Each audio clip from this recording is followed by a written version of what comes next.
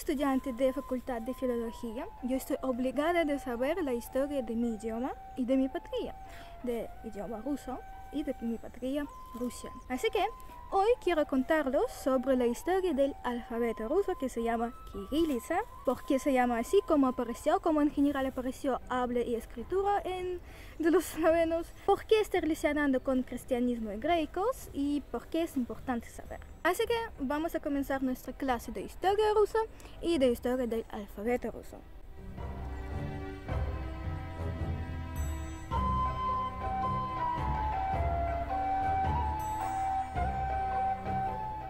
Hace muchos años atrás había un grupo de la gente que hablaba un idioma, lenguaje indoeuropeo común. Hace 5 o 6 millones de años atrás, este grupo de la gente comenzó a separarse a otros grupos con sus dialectos, así que el idioma indoeuropeo común también se separó a grupos. Y ahora nos interesan estos dos grupos, el grupo eslavo, o sea, antiguo eslavo, y el grupo itálico. En el grupo itálico hay todos idiomas romanos como francés, italiano, español también.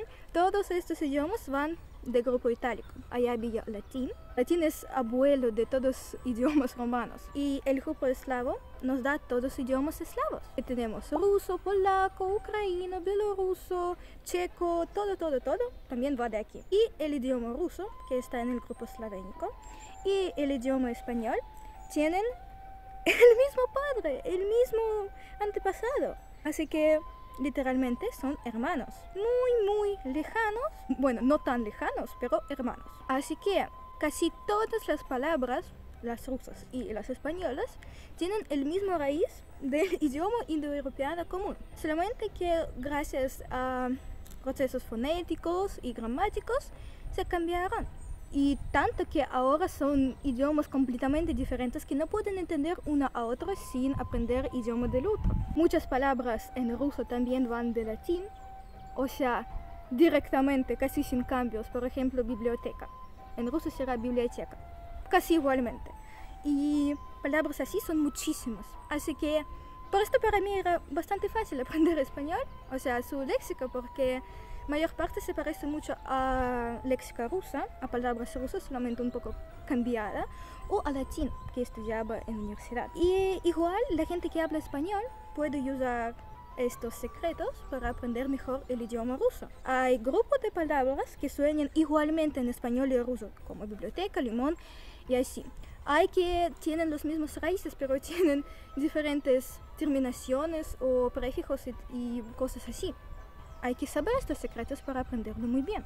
Hablando del grupo eslávico, que eslavos podrían separarse del idioma común hablando su propio idioma, que era praeslávico o eslavo antiguo común. Sí, había tiempo cuando todos los eslavos hablaban un solo idioma juntos, viviendo como hermanos, entendiendo uno a otro tranquilamente. Y esto es la razón por qué ahora todos los idiomas eslavos son parecidos, porque todos nosotros vamos del mismo idioma, del mismo lenguaje, somos hermanos. Solamente que con tiempo los dialectos también se separaban y así creaban otras especies de idioma, otro tipo del mismo idioma. Y con el tiempo, historia, llegamos hasta ahora, donde todo se cambió mucho.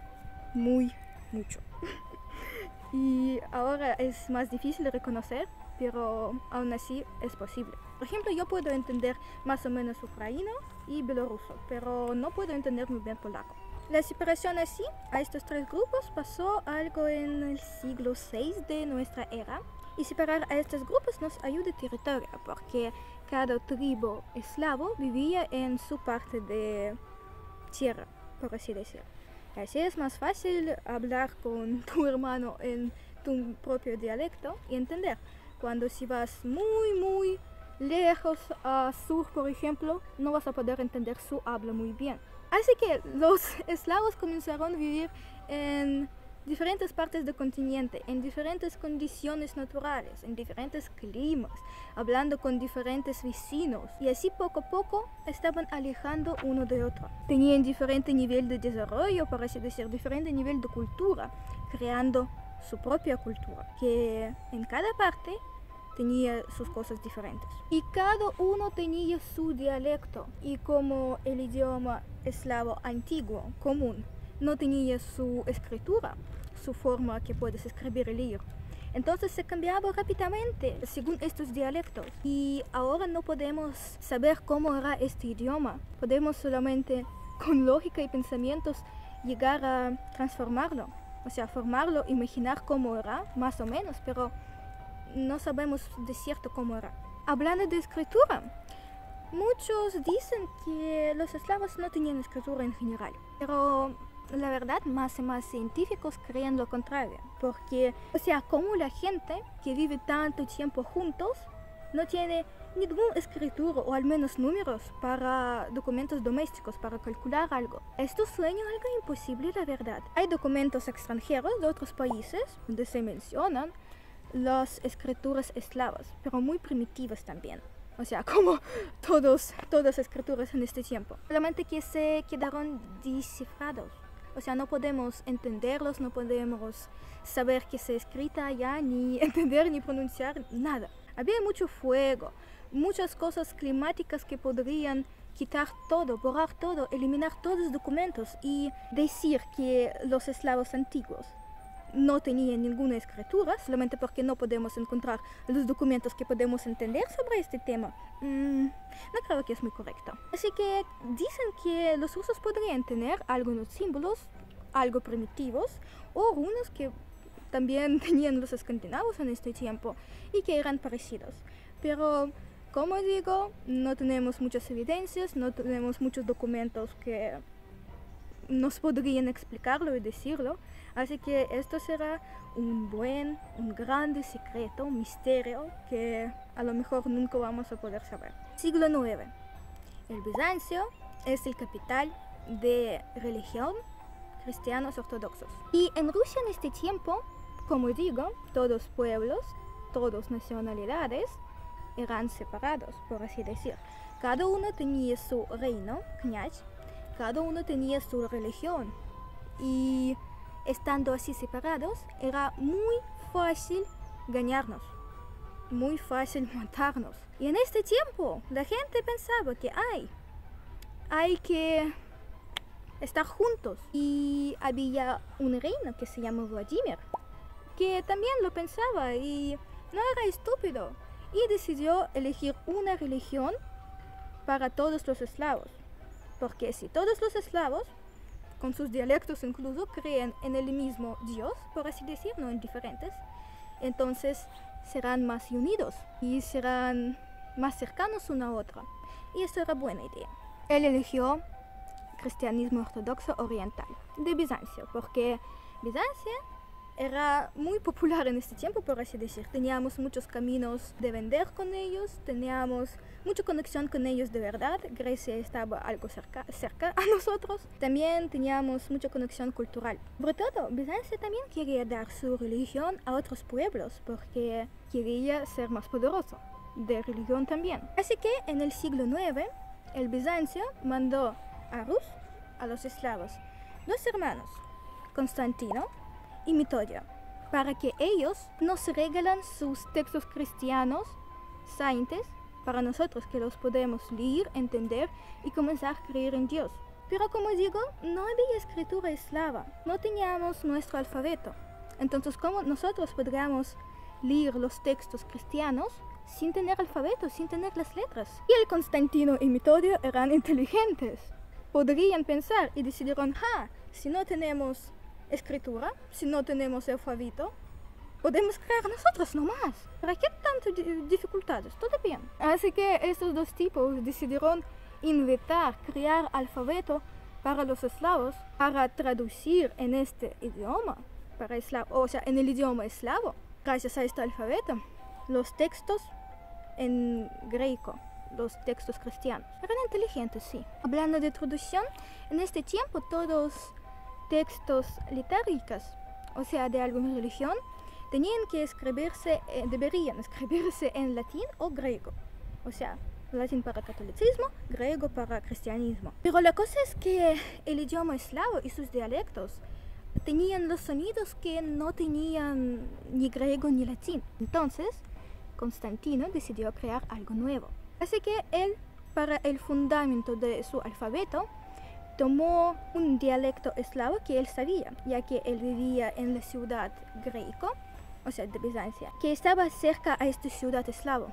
Y desde pequeño él sabía este dialecto y decidió tomar este dialecto para crear el alfabeto con sus sonidos. Así apareció el primer alfabeto ruso. Se llama Glagolitsa. Su nombre va de palabra eslava glagolить, que es como hablar, pronunciar. La inscripción Glagolitsa más antigua que se conserva, con una fecha exacta, data del año 893 y se realizó en la iglesia del zar Simeón de Bulgaria en Preslav. Los monumentos manuscritos más antiguos, incluidos los ojos de Kiev, que datan siglo X, están escritos en glagólico y están escritos en un lenguaje más arcaico, cercano en composición fonética al idioma de los eslavos del sur. Constantino y Metodio tenían sus alumnos, claro, que les ayudaban a traducir los textos de greco a eslavo, a este idioma. Cuando Constantino murió, uno de sus alumnos, que se llamaba Clemente de Ohrid, decidió que el alfabeto de Constantino era demasiado... no le gustó. Era demasiado raro, demasiado no parecido. Así que él decidió cambiar el alfabeto de Constantino difícil para nuevo alfabeto, más cercano al alfabeto greco. Y todos los textos ya traducidos a glagolitsa los quitaron y arriba estaban escribiendo el texto en nuevo alfabeto, usando nuevo alfabeto, nuevas letras. Y por esto muchos científicos no podrían entender muy bien glagolitsa y que era más arcaico y que no. Y por esto, por mucho tiempo estaban pensando que este segundo alfabeto de Clemente era el alfabeto de Constantino. Y Constantino, para inglesa como monarch, tenía otro nombre, Cirilo. Y él, para el dios, se llamaba Cirilo, no Constantino. Así que este alfabeto comenzaron a llamar cirílico. Así apareció el idioma eslavo antiguo escrito con alfabeto cirílico, el idioma oficial para inglesa, cristianismo, y después ya para todos los documentos de gobierno. Esto era el idioma más alto para eslavos, o sea, arriba de todos los dialectos. Lo podrían entender todos. Después la inglesa lo tomó y cambió un poco para sus letras, para sus textos litúrgicos de religión, y cada pueblo, o sea, tribu, tomó este alfabeto para, gracias a él, poder escribir su dialecto, cambiando palabras según su fonética y léxica en general. Y así aparecieron diferentes idiomas según sus dialectos, estos grupos que yo contaba, solamente que usaban el mismo alfabeto que seguimos usando hasta ahora, o sea, mayor parte de eslavos. Si ver cómo iba el idioma ruso en toda su historia, podemos decir que habían dos grandes cambios durante su historia. El primer cambio era cuando el Pedro I decidió cambiar este alfabeto para los rusos para que era más fácil, y él eliminó unas letras innecesarias. El último cambio era en URSS, y hasta ahora tenemos este alfabeto, este habla y no más. Así, del alfabeto en 46 letras, tenemos ahora el alfabeto de 33 letras, por suerte o no. Así que gracias a estos grandes cambios y a los cambios pequeños, especialmente fonéticos, que pasaban mucho durante toda la historia, porque el idioma es vivo, la gente vive y se cambia, igualmente el idioma se cambia, llegamos a que ahora el ruso que tenemos ahora es muy diferente del ruso que había antes. Y ahora, cuando estamos aprendiendo alguna regla y vemos un ciento de excepciones, podemos saber que esas excepciones tenemos gracias a nuestra historia grande, interesante que había antes. Y que en pasado esas excepciones no eran excepciones, eran reglas, solamente que han cambiado las reglas. Y ahora estas palabras son excepciones. Es todo. Hoy yo les conté sobre alfabeto ruso, cómo apareció cirílico, por qué los idiomas eslavos son tan parecidos, por qué tienen alfabeto cirílico y no latín, por qué tenemos en ruso tantas excepciones que todos lo van de historia, y en general podríamos tocar un poco nuestra historia tan misteriosa e interesante. Ahora, nuestro siguiente paso será aprenderlo. Aprender este alfabeto que tenemos ahora de 33 letras y seguir usándolo para leer y para... y para entendernos. Aquí nos despedimos. Hasta siguientes vídeos. Muchas gracias por su atención y nos vemos muy pronto.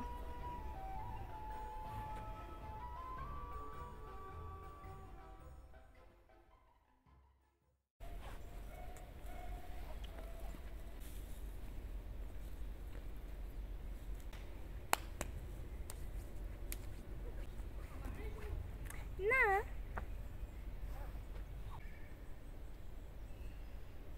Блять. У меня ухо упало! Эй, ты куда полетел? Naturales, hablando con diferentes... Sí. Как будет распространять?